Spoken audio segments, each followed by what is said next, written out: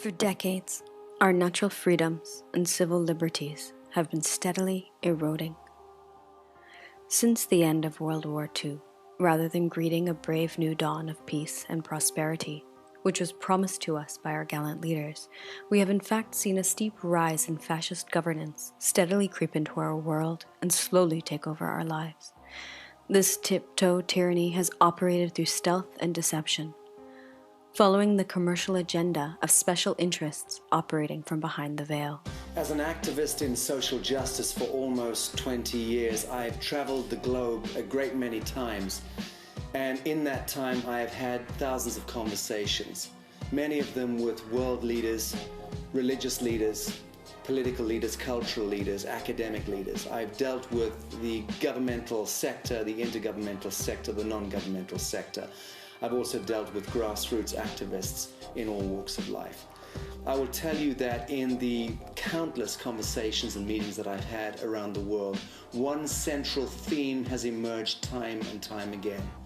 And that is in the shape of stark warnings to me. Warnings that I should be very careful what it is that I'm saying and doing.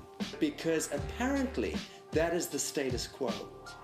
That we live in a world where we should be afraid of speaking the pure truth. That we should live in a world where we couch our language, hide behind our words, and always shuffle along in tune to that status quo. I say no. I do not consent. The rule of law has been hijacked in broad daylight. Justice is not served to the common men and women. It is the preserve of the rich and the utterly corrupt. Police brutality is sweeping the planet.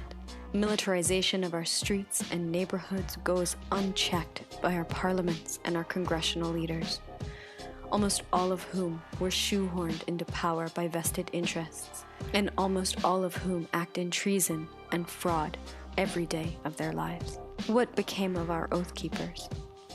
What became of our protectors and our public servants? What became of our innocence? No one becomes a barrister or a lawyer or a judge or any kind of legal officer in the hope that the world will stay the same. They do it because they want to make it better. They want to see changes happen, but we have a system that doesn't allow that. We have permitted bureaucrats and technocrats, people lacking in creative imagination or a sense of spiritual dimension, to systematically take the reins of our lives and determine how we live, where we live, what we eat, who we marry, where our kids go to school, what our kids learn as truth and fiction, what we medicate ourselves with, how we spend our God-given time and energy, and ultimately what happens to our bodies and our estates, even after death. Our education system has been hijacked by social collectivist objectives which would make Stalin and Mao envious. Our global media and entertainment complex is now entirely in the hands of a small globalist cabal operating an esoteric agenda which seeks to destroy families, communities, and religious and cultural freedoms across the planet. It is a grotesque state of affairs, and one which is now functioning as a runaway train. It threatens to convert living men and women of the land into a drone class of microchipped, sedated, genetically downgraded worker bees. The cries go unheard as the deafening silence of injustice reigns supremely over hundreds of millions of good people who feel too small to be able to make a difference, who feel too exhausted and too impoverished to challenge the devil in our midst. We have had enough. Have you? This is not the world we want to live in. This is not the legacy we choose to leave our children and our grandchildren. Subject to the rules and regulations which are not laws, they are statutes and ordinances. They are statutory laws dreamt up by corporations and systems which seek only to harvest you and your time and your energy. Fair play is missing in our courtrooms. They have become franchises, owned, operated, and dominated by special interests.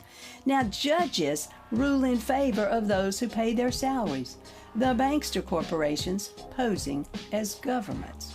Now, natural justice tends upon twin pillars that are really easy to understand. Number 1, do no harm. And number 2, do not allow others to harm you. The ITNJ doesn't just come from the grassroots. It comes out of the grassroots and into the mainstream. It includes us lawyers, us judges, police officers, all of us who want to see justice prevail. It is for the people, it is by the people, and it is making a change. The International Tribunal for Natural Justice is endgame. It is where we reclaim the rule of law, where we restore natural justice. The ITNJ stands as a neutral tribunal to hear cases when those who are the arbiters of law do harm with no regard for the rule of law. Agents posing as public officials will not have the immunity of the corporate veil. They will be held accountable just as the judges at Nuremberg were held accountable when they followed orders that were both unconscionable and unconstitutional. There are many things that have happened in this world that are wrong and continue to happen. It is for this reason that the Emerging People's Human Rights Authority was formed, to stand hand in hand with the ITNJ, to find those who've done wrong and those who've had wrongs done to them, and to redress them, and to make that difference. Join us as we move toward the ceremonial seating of the ITNJ on the 15th of June. That is the 800th commemoration of the Magna Carta. That is where you and I and thousands of others around the world say no more. This is where we create our own jurisdiction. This is where we reclaim common dignity and our collective conscience. It is my pleasure to invite you to participate in this unprecedented effort as we return justice making to the people. 5,000 people can change the world. Become one of them. Sign up and become enshrined as one of the founding advocates of this historic initiative. This is your court, by the people, for the people. Raise your voice with the rising chorus and contribute to the world you want to live in. It's time we stand together for justice. If you don't, who will?